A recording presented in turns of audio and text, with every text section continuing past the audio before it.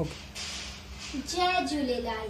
मां आया भाविका चेलानी पालनपुर मां ऐं मुंहिंजे आखाणीअ जो नालो आहे ॿिनि रुपयनि जी करामत।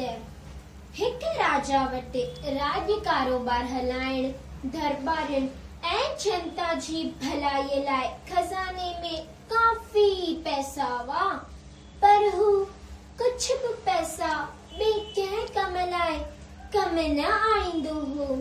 हेतिरे क़दुरु जो संदसि राणीअ खे बि जेको कुझु घुरबो हो त पंहिंजी निजी कमाईअ मां खेसि घुराए ॾींदो हो। हिकु दफ़े राजा जे हिकु दरबारीअ खे संदसि माउ पीउ कंहिं कारण सां घर अचण लाइ चयो। दरबारीअ माउ पीउ वटि वञण खां अॻु सोचियो त छो न राजा खां कुझु पैसनि जी घुर करिजे, छो त ॻोठ में सभिनीनि खे ख़बर हुई त हू कंहिं वॾे राजा वटि कमु कंदो आहे, हिन करे थोरो ॾाठ ॿाठ सां ॻोठ वञणु खपे।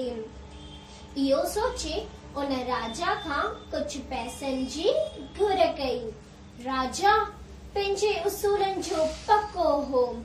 हुन पंहिंजे खीसे में हथ विधो ऐं पंहिंजे कमायल पैसनि मां सिर्फ़ 2 रुपया ई मिलिया, जेका उन दरबारीअ खे ॾिना।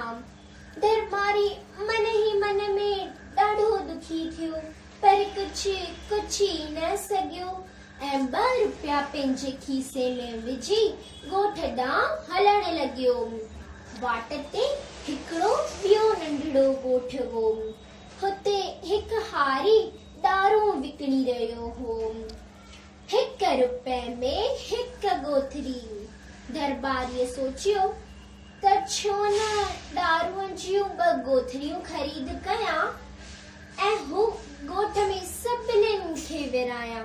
इहो सोचे उन दरबारीअ दारूअ जूं 2 ॻोथरियूं ख़रीद कयूं ऐं ॻोठ ॾांहुं वञण लॻियो। वाट ते हिकिड़ो ॿियो नंढड़ो ॻोठ हो। हुते उनखे ॿुधण में आयो त हिकिड़े नवाब जी बेगम खे अहिड़ी का बीमारी थी आहे जेका सिर्फ़ दारू खाइण सां ई दूर थी सघे थी ऐं उन ॻोठ में दारू किथे बि न पिया मिलनि। इन करे दरबारी नवाब वटि वियो ऐं उनखे दारूअ जी हिकिड़ी ॻोथरी ॾिनई। जीअं जीअं नवाब जी बेगम दारूअ जा दाणा खाईंदी वई, तीअं उन जी बीमारी घटिजण लॻी।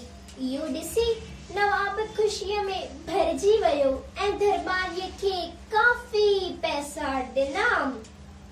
दरबारीअ नवाब खे चयईं, मां हिकिड़े राजा वटि कमु कंदो आहियां।